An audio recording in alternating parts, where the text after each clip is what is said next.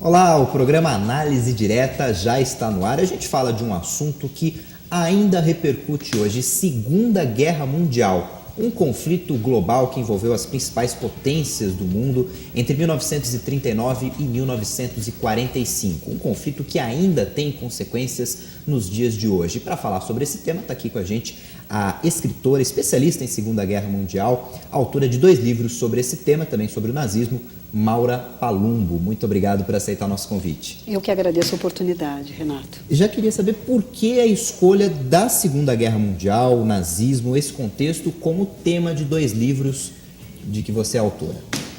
Na verdade, eu me interessei pelo tema ainda muito jovem, com 14 anos, quando eu li o Diário de Anne Frank. Na época, eu tinha a mesma idade da protagonista, da Anne Frank. E eu comecei a me transportar para as condições que ela estava vivendo naquele momento, de total privação, né? Ela vivia escondida com a família e com outras famílias judias, em um escritório, e ela ficou 2 anos, né? Escondida com a família, e logo no final da guerra, houve uma denúncia que nunca se descobriu de quem, e ela foi levada para Auschwitz. Só para a gente se situar na história na Europa, ela era alemã? Ela era alemã, exatamente, a família dela era de Berlim, na Alemanha. O pai dela foi transferido para trabalhar na Holanda, e quando o Hitler invadiu a Holanda, os judeus também ficaram sujeitos ao nazismo. Aqui a gente vai tratar de 2 livros que a Maura Palumbo escreveu. O primeiro deles, esse aqui, O Perfume das Tulipas. A gente vai falar dos 2, né? Mas vamos começar por esse daqui do ano passado, né? Já de 2017. Isso, os 2 de 2017. É uma história fictícia, mas com elementos reais. Sim. Que o leitor vai encontrar aqui. É um romance histórico que encara, né, e que revela as transformações morais, políticas, sociais dentro do sistema, dentro do regime nazista, né? A transformação que isso provocou dentro das pessoas, começando pela Alemanha. Então, são 2 amigas, uma judia e a outra não, e que elas vão se envolvendo, né? A vida delas vão se entrelaçando diante dessa catástrofe. O Perfume das Tulipas é a história de personagens fictícios, que eu digo contracenando com personagens históricas reais. Mengele, Himmler, Eichmann, enfim. São do alto escalão nazista. Exatamente. E as tulipas são quase um personagem desse livro? Exatamente. Elas têm um efeito de encantamento do livro, né? O pai da protagonista, ele era holandês, ele migrou para trabalhar em Berlim, na fábrica do tio, e ele cultivava tulipas. O canteiro dele era sagrado, é onde ele conversava com Deus. E ele sentia o aroma, mas, na verdade, as tulipas não têm perfume. Então, ele vai se revelando para o próprio leitor e para os personagens à medida que a história vai se revelando. Eu já, então, faço um convite para você ler 2 trechos que já até estavam aqui selecionados do livro Perfume das Tulipas, para a gente já ter um contato inicial de como que essa história é tratada nessa ficção, nesse livro, nesse romance. Olha, um trecho interessante é logo quando a Primeira Guerra termina e a Alemanha é a mais prejudicada da guerra, né? Então eu vou ler aqui um trechinho. O final da guerra provocou o caos na Alemanha. O Tratado de Versalhes, em 1919, redimensionou a Europa em territórios de solo doente e em rios de sangue. A Alemanha foi a grande perdedora da guerra. Responsável por ter dado início ao conflito, foi condenada pelos países envolvidos, principalmente Inglaterra e França, a pagar pelos prejuízos, além de perdas territoriais consideráveis. E, por fim, a redução profunda no poder das Forças Armadas, tanto no aparato bélico como no contingente. Aqui a gente já tem um contexto. Já. Hitler não se conformava com o Tratado de Versalhes, onde a Alemanha foi punida. O fim da Primeira Guerra. Logo depois, ele participou como mensageiro da Primeira Guerra. Ele se voluntariou, ele era austríaco, ele se voluntariou para servir defendendo a Alemanha, e ele era mensageiro. E ele não se conformava com a perda da Primeira Guerra. E ele nesse contexto caótico pós-Primeira Guerra, onde o desemprego e a miséria era total, ele usou essa fraqueza da população para criar um bode expiatório que era o povo judeu, que era os judeus da Alemanha e também os comunistas. Então ele, nesses discursos, né, para conquistar o povo alemão, ele usava esse artifício de recuperar a Alemanha como um salvador, culpando principalmente os judeus pela perda da Primeira Guerra. E tem um segundo trecho. O segundo trecho é bem a Segunda Guerra, quando a Segunda Guerra começa. As pessoas perderam seus semblantes, eram apenas uniformes que marchavam em sincronia, se cumprimentavam erguendo o braço e repetiam as mesmas frases de obediência e ira. Seus olhos arregalados indicavam que não havia mais uma alma ali. A nazificação roubava almas.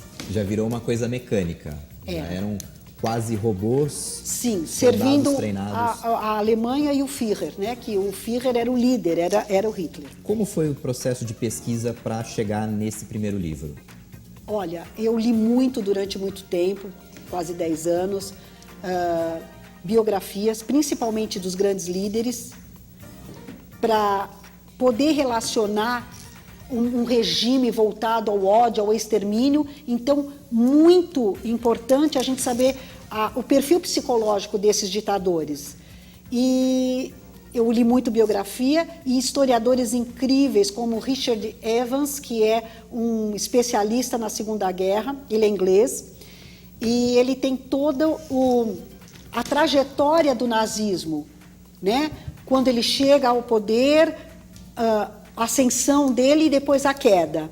Então, essa movimentação de soberania, né, de ser supremo, que ele desempenhava isso, Hitler achava que ele estava cumprindo uma missão suprema, uma missão divina. E ele comprou essa população toda com esses ensinamentos. O outro livro que eu mostrei agora há pouco, Auschwitz, Prisioneiro 186650, que é um livro também do finzinho do ano passado. Depois a gente vai tratando dele durante a nossa entrevista. Claro. Esse já é uma história real. Né? Ele é baseado na biografia de um sobrevivente. Então, no Perfume das Tulipas, no primeiro livro que a gente tratou aqui, como que você constrói essa história da ficção, juntando com a realidade, a partir de um personagem judeu, um núcleo judeu, núcleo de alemães não judeus? Como essa história é contada? Eu acho que a inspiração ela é trabalhada da seguinte forma: o que esse movimento, o que esse conflito me afeta até hoje? Aonde eu identifico personagens reais com o que a gente vive agora? Essa intolerância, né, do que é diferente da gente. Qual é o mecanismo que hoje a gente, depois de 73 anos que terminou a guerra, o que a gente aprendeu com isso, né? Quais foram os cuidados? E, de repente, ela se mostra tão real quando a gente vê minorias sendo massacradas, torturadas, agredidas nos países onde a religião é maioria. O que a gente vê hoje é um retrato, é uma herança muito ruim. Então, quando a gente vê os grupos extremistas no Estado Islâmico e outros, né, grupos que lidam com a morte como uma coisa banal, como uma coisa, como um resultado positivo, a gente começa a reviver esse passado tão presente. Então, essa inspiração veio disso também, do que a gente não soube superar e de fatores que a gente procura dentro da gente mesmo para a gente superar o diferente, para a gente exatamente, para a gente conviver com melhor, né, no mundo. E a gente vê aí grandes focos de ultranacionalistas crescendo, né, não só na Europa, mas em todo o mundo. E isso mostra só uma coisa, que a gente pode desencadear um grande conflito novamente. Não é impossível que tudo que aconteceu lá na Segunda Guerra, ou antes da Segunda Guerra, né, desencadeou a Segunda Guerra, volte a acontecer, está quase se desenhando. Não, né? tá perigoso, né? Então aqui fica, eu acho que os livros contribuem como um alerta, E aí, no Perfume das Tulipas, de que forma que a protagonista, que é a Helga, ela é cercada pelo nazismo, pelo preconceito contra o judeu, até Olha, ela é como todos, né, judeu que viveu na época. Ela tem a sua cidadania, ela não tem mais a sua cidadania, ela não tem mais a sua família, ela não tem mais a sua casa, ela não tem mais o seu emprego. O pai dela e o tio perdem a fábrica, porque eles tomavam tudo que era dos judeus, de bens profissionais. Os profissionais liberais não tinham mais como exercer suas profissões. Enfim, eles tiraram toda a dignidade dos judeus. Eles tiraram absolutamente tudo, nem cidadãos eles eram mais considerados. Então isso leva a um funil. E esse funil o primeiro passo era ir para um gueto e depois para um campo de concentração. Porque não chegou no extermínio direto, né? Foram vários passos, etapas, até chegar naquela... Eles já vinham... Isso tudo, o Holocausto foi uma conspiração, foi um mecanismo, foi um planejamento muito bem articulado. Eles foram boicotando os estabelecimentos comerciais dos judeus, a famosa Noite dos Cristais. De repente, eles tiraram a cidadania, vocês não são mais alemães. De repente, eles tiraram o seu modo de subsistência, seus empregos, seus pontos comerciais. E, de repente, sua casa, seus bens. Explica pra gente, Noite dos Cristais, o que foi na história antes da Segunda Guerra. Na verdade, eu considero a Noite dos Cristais como o começo da Segunda Guerra. Oficialmente começa dia 1º de setembro de 1939 com a invasão da Polônia.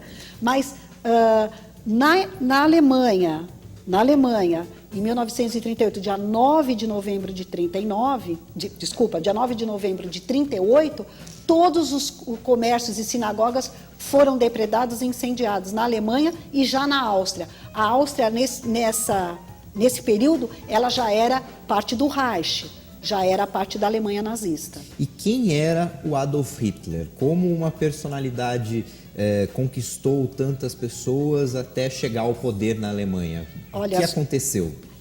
Quando a gente fala sobre carisma, a gente acha que carisma é uma coisa só positiva, né? Nossa, a pessoa tem um carisma fantástico, então para o bem, né? A gente acha que é para o bem. O carisma é uma palavra que pode ser usada também para manipulação. O carisma pode ter uma função manipuladora. E ele estava na hora certa, no lugar certo. Eles estavam precisando de heróis, eles estavam precisando de salvadores. Ele não era ninguém até a década de 20. Ele era medíocre, até como ele tinha uma frustração. Ele queria ser um artista, um pintor. E ele foi recusado, ele é austríaco, e ele foi recusado 2 vezes na Escola de Artes de Viena, por ser um medíocre. E porque ele precisava também ter um grau de escolaridade que ele não possuía. Ele não gostava de estudar, ele nunca trabalhou. Então, ele queria ser um soldado. O que sobrou para ele? A Primeira Guerra caiu para ele como um presente, para ele desenvolver todas essas habilidades que ele tinha. Ele achava que tinha que destruir. A destruição, o poder dele estava nisso, na destruição, na aniquilação. E ele era uma pessoa altamente problemática em relação a isso. Ele teve um pai que o torturava, ele descreve isso no Mein Kampf, no livro dele, as dificuldades de relacionamento e o que o pai o castigava. Então, o que eu notei também nisso é que todos os ditadores dessa época, tanto o Stalin quanto o Mao Tse-tung, né, que também foi logo após a Segunda Guerra, eles tinham um ódio assim, absurdo dos pais, da figura paterna. E eles tinham, o único carinho que eles demonstravam era pela mãe. E aí o Hitler, ele conquista esses seguidores, principalmente com base no ódio aos judeus, mas não foi ele que inventou o ódio aos judeus. Não, isso é milenar. E sempre existiu isso. os judeus sempre sofreram essa ameaça, né? Ele só turbinou. Tudo que existia lá atrás, ele turbinou. Ele fez aquilo existir de uma maneira, agora, dentro de uma política, dentro de um rigor, dentro de leis, né? A maior legalidade do nazismo é a ilegalidade. Os tribunais populares criados no nazismo nada mais era do que uma grande mentira onde você já entrava para ser condenado. Não existia nenhuma defesa. Aquilo só existia como uma máquina para mostrar que existia um tribunal. Esse tribunal só servia para uma coisa, para matar. Então, o Hitler, ele conquistou uma população doente, carente, sem expectativa, logo depois da Primeira Guerra Mundial. Não havia esperança para a Alemanha. E, de repente, ele conseguiu passar essa ideia de Salvador. A gente vai falar, então, daqui a pouco do outro livro, né, o Auschwitz Prisioneiro 186650, né, que era o número do prisioneiro. A gente vai falar também dessa outra obra. Vamos continuar falando de nazismo, da Segunda Guerra Mundial e que impacto que isso teve, que isso tem até hoje na atualidade.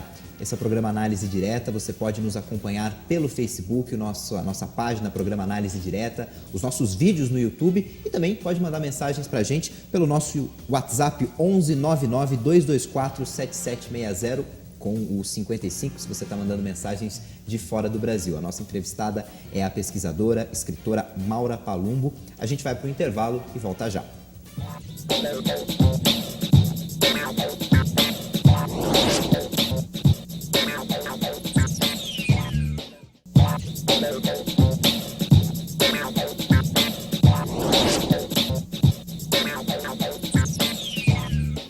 O programa Análise Direta está de volta. Hoje a gente fala de Segunda Guerra Mundial, o que existe ainda da Segunda Guerra Mundial nos dias de hoje. A nossa entrevistada é a escritora, pesquisadora, especialista em Segunda Guerra, Maura Palumbo, autora de 2 livros que tratam de nazismo e de Segunda Guerra.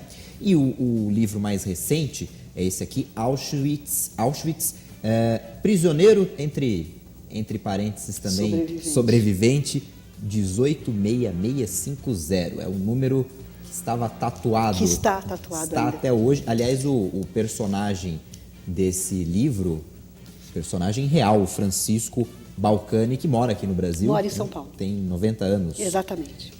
Esse já é uma história real, esse é uma biografia. É baseado na biografia dele, grande parte da história foram fatos reais, né?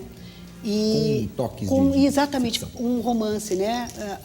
Dá maiores, assim, dados sobre a situação da época também. Então, enriqueceu muito a biografia. Mas ele é um personagem real. Qual é a história dele? Ele nasceu no Uruguai, filhos de casal húngaro que estavam no Uruguai quando ele nasceu. Ele ficou 1 ano no Uruguai e voltaram para a Hungria. Infelizmente, eles foram pegos pela Segunda Guerra e levados para Auschwitz. Um detalhe importante é que essa inscrição, esse número que tem no braço esquerdo, no antebraço esquerdo, só se fazia em Auschwitz, tá? Os outros campos de concentração não tatuavam. Que é na Polônia esse campo, né? Sim, todos os campos de extermínio estão localizados na Polônia. Infelizmente, hoje, eu não sei, eu acho que todos nós estamos assim curiosos para saber essa última lei que saiu, né, da Polônia, que nós não podemos falar mais campos de extermínio poloneses. Na Polônia se aprovou uma lei, né, no parlamento. Exatamente, isso é crime agora. Por entender que o campo não era polonês, era exatamente. Nazista na Polônia.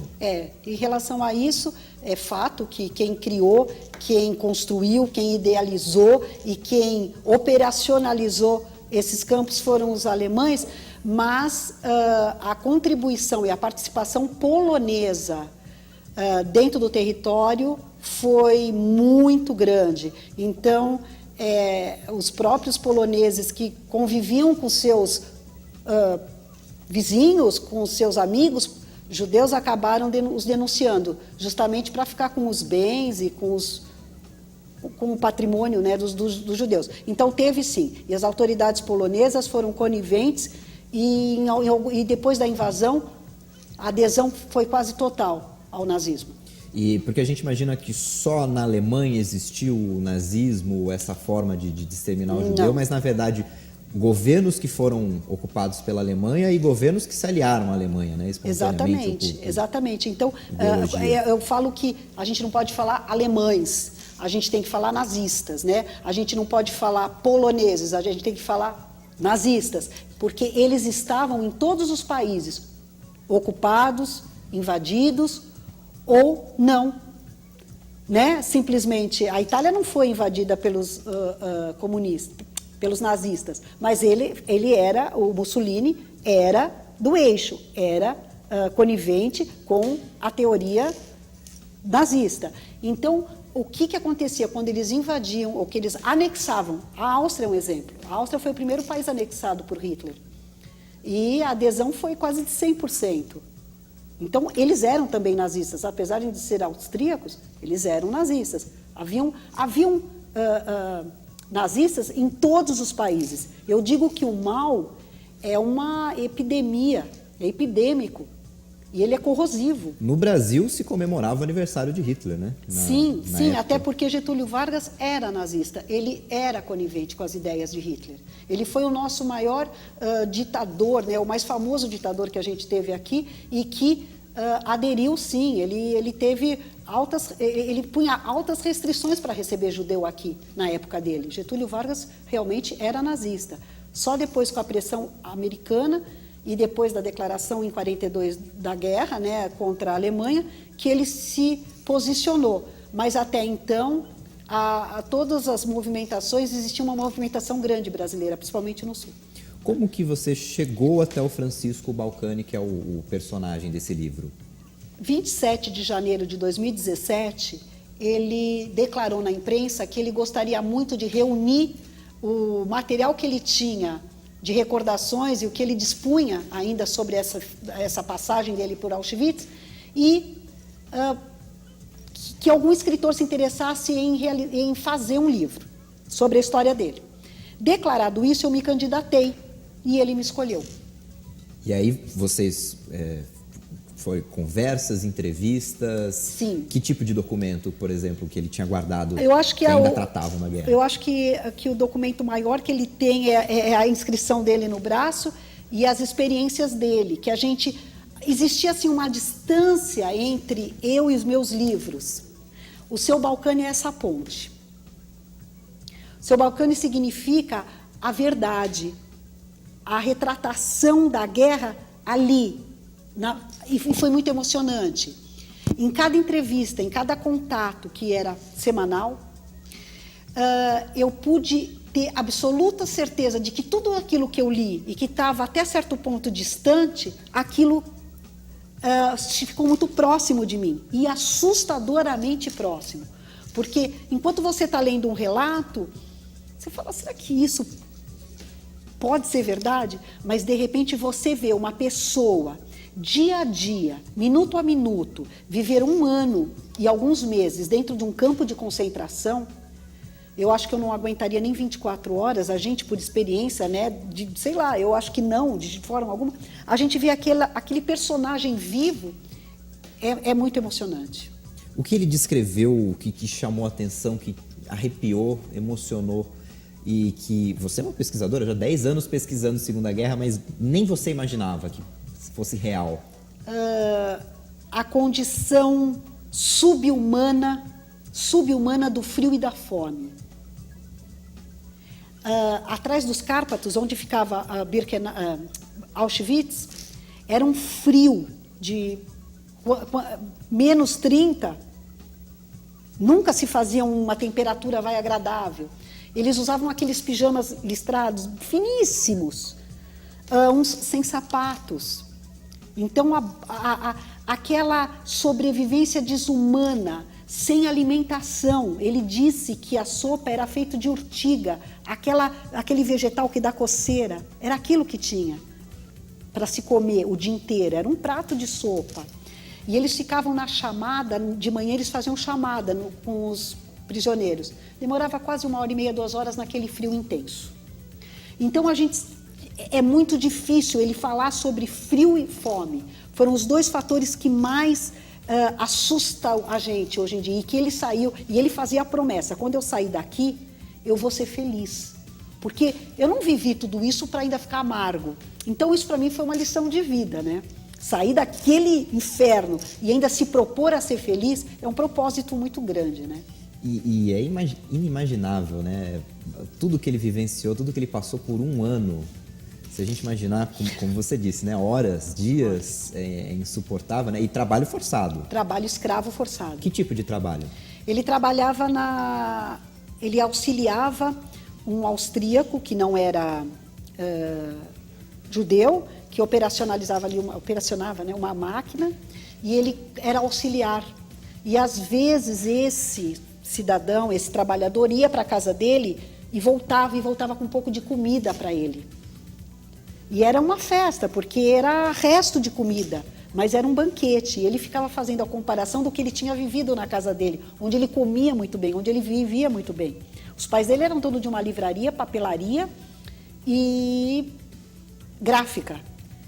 De repente você perder tudo e estar sujeito a morrer a qualquer momento e ouvindo que aquilo era por poucos dias, por poucos meses, para um menino de 15 anos era não ter futuro, né?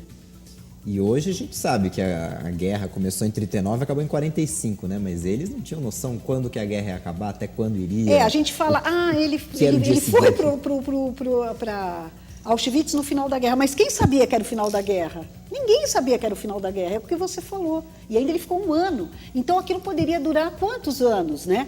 E realmente é uma prova muito próxima que eu tenho de tudo que eu li, né? Foi uma experiência inacreditável. Eu me transformei depois.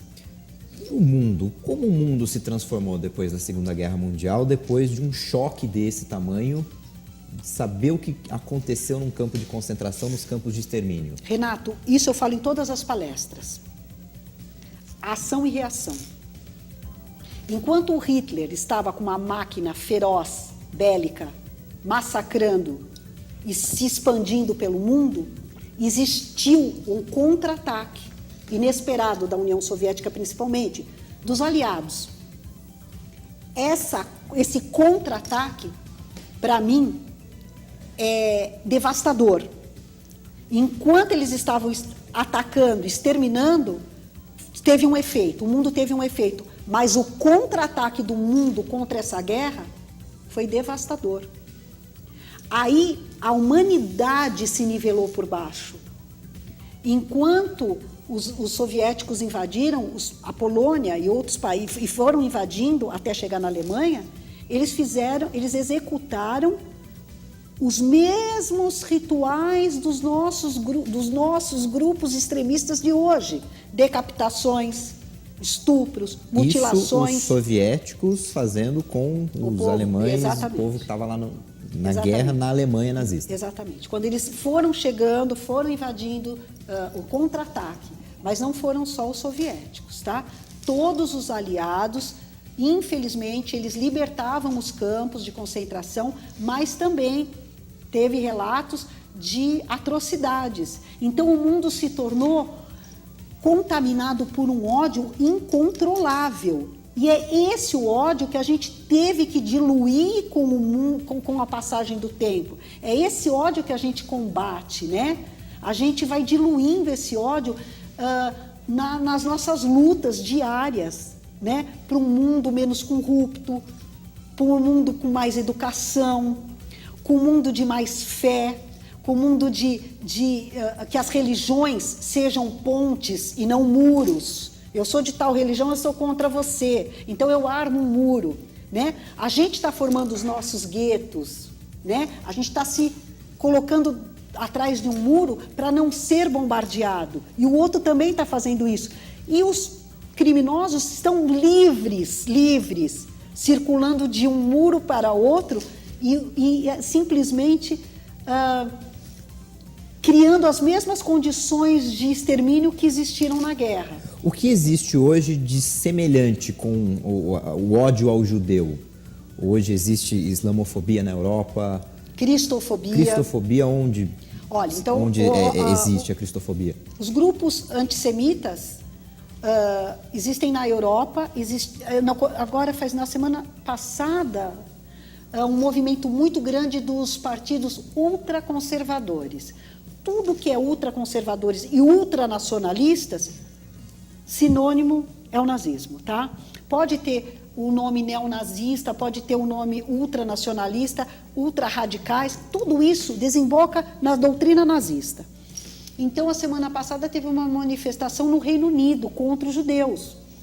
Para mim foi assim uma surpresa. O Reino Unido, eles são islamofóbicos, eles não querem os muçulmanos lá dentro e também, agora, eles também não querem os judeus. Então, teve uma movimentação bastante grande e um dado importante é que em 2017, 3.200 franceses judeus abandonaram a França e migraram para Israel.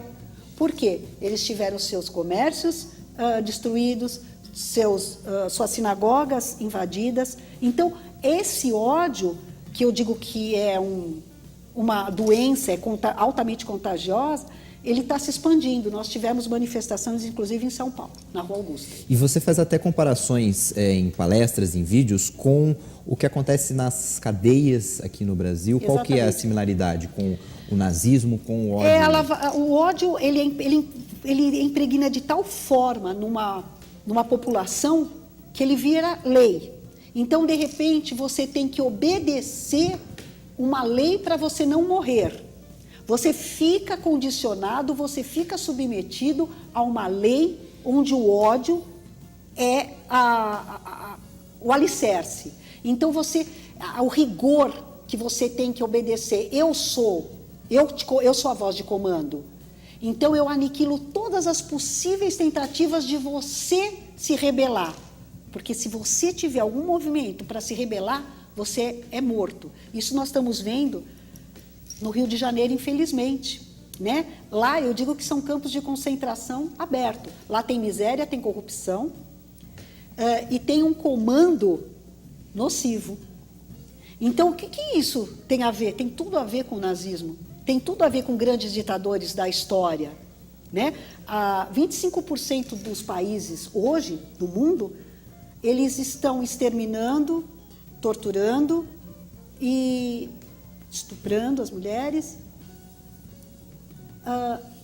Países com a maioria muçulmanas, eles estão fazendo a cristofobia. Eles estão torturando, eles estão tentando eliminar os cristãos dentro dos seus países. São 50 países que fazem isso. Inacreditável a humanidade não ter aprendido, né, com uma lição dessas, né, que foi a Segunda Guerra Mundial e o nazismo, né? Não, é muito pouco, né, a gente aprendeu. Tem muitas questões ainda para a gente abordar. Por exemplo, por que os judeus não reagiram? Como pais de família acabaram aderindo ao nazismo, as crianças, as mulheres? Esse vai ser um tema para a gente abordar já no nosso próximo bloco. Hoje a gente está falando de Segunda Guerra Mundial, o que a Segunda Guerra nos deixou de legado, o que nós aprendemos ou o que nós desaprendemos depois da Segunda Guerra Mundial. Nossa entrevistada é a escritora, pesquisadora, especialista em Segunda Guerra Mundial, Maura Palumbo. A gente vai para o intervalo e volta já.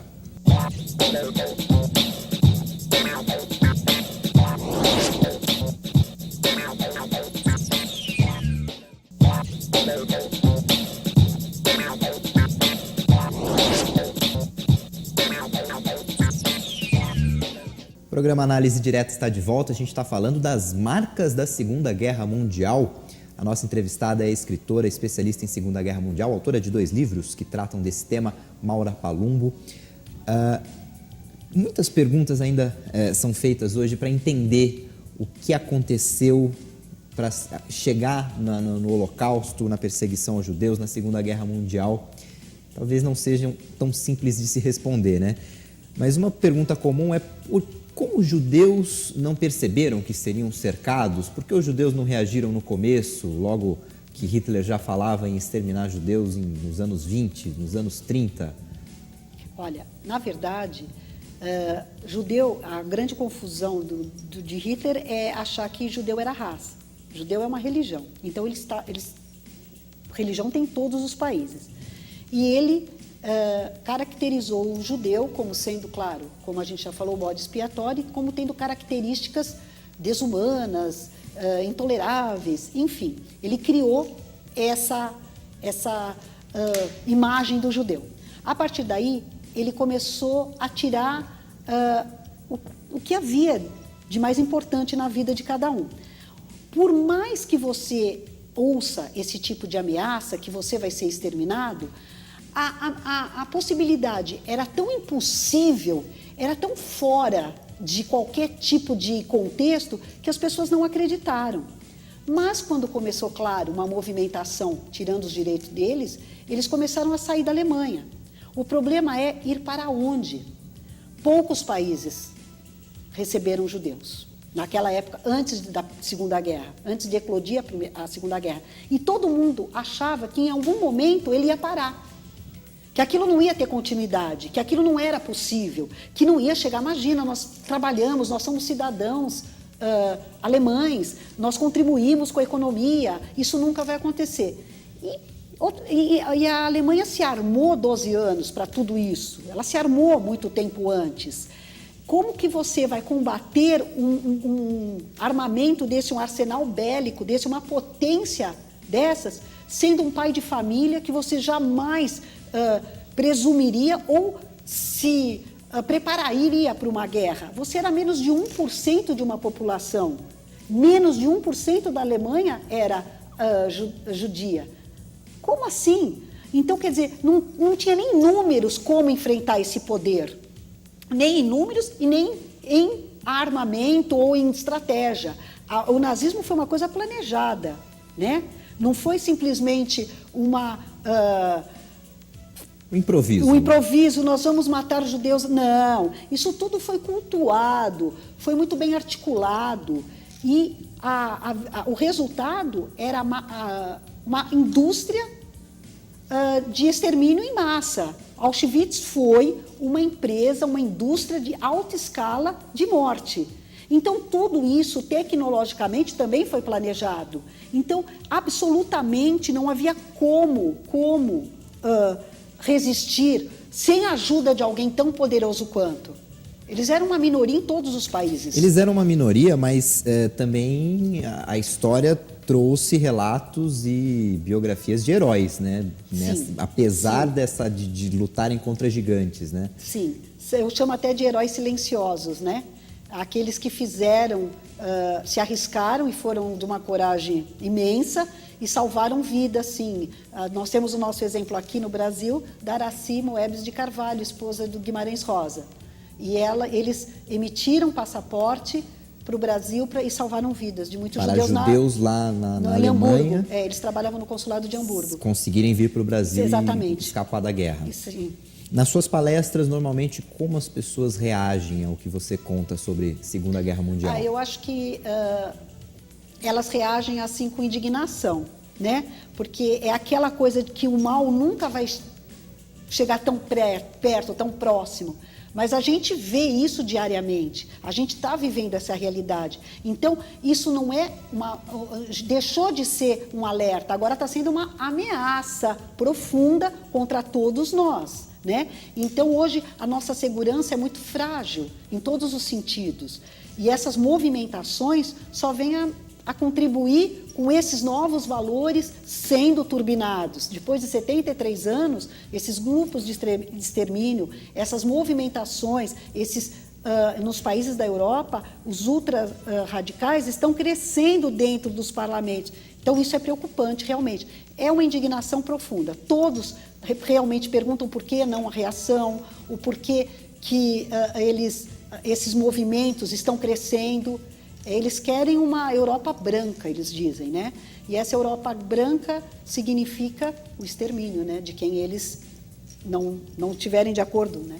Outra dúvida, uma dúvida que eu tenho, muita gente tem, como um alemão comum, um alemão pai de família, um trabalhador, um bom marido, um bom pai, acabou servindo ao nazismo, ele acabou entrando na história do nazismo, talvez nem concordasse com Hitler de início. Tinham poucos deles. Aconteceu.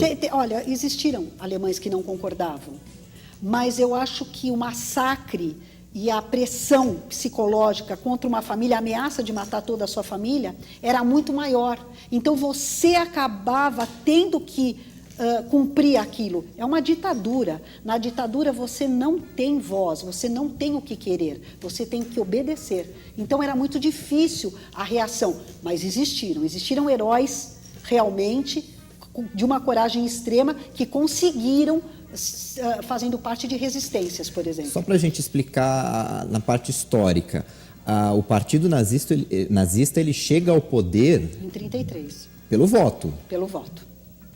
Com esse discurso, conquistando... Com esse discurso de Salvador. Fazendo uma maioria no parlamento. Exatamente, e aí como estamos Hitler agora. Como chanceler. Exatamente, como agora. E o único partido que confrontava com eles dentro do parlamento era o comunismo, que ele extinguiu logo no seu primeiro mês. Então o nazismo, ganhando a eleição, daí em diante ele começou a eliminar Mas foi questão de meses. Foi tudo tão planejado que depois de um mês já não tinha mais o Partido Comunista. Depois de 2 meses não existiam mais livros e, enfim, não existia mais nenhum tipo de cultura que não fosse nazista. Não entrava nada na Alemanha que pudesse ele era questionar. blindado. A Alemanha era blindada. De imprensa, conhecimento, também de imprensa, censurada. de cultura, de movimentos de resistência, enfim. Eles eram totalmente aniquiladores. E se sustentava numa ideia de um Reich. Que é um império. Um reino, inspirado em impérios milenares. Isso, o primeiro Reich, sacro germânico, e depois o segundo Reich, que todos ligados a essa germanização. O segundo Reich acabou com a Primeira Guerra Mundial. E aí Desculpa, acabou com a E Primeira aí Guerra o nazismo Mundial. é o terceiro Reich, né? E o terceiro Reich. E sempre baseado em símbolos, discurso e propaganda. Olha, o alicerce mais forte, o pilar mais forte do nazismo foi a propaganda, que usou desses artifícios do primeiro, das conquistas do primeiro Reich e do segundo, para compor esse terceiro Reich. O terceiro Reich era um show. O terceiro Reich tinha bandeiras, tinha logotipos, tinha fardas. Então, era como se fosse um show. Era tudo calculado, inclusive os discursos deles, a movimentação, a gesticulação de Hitler era totalmente fascinante, ele fascinava a plateia.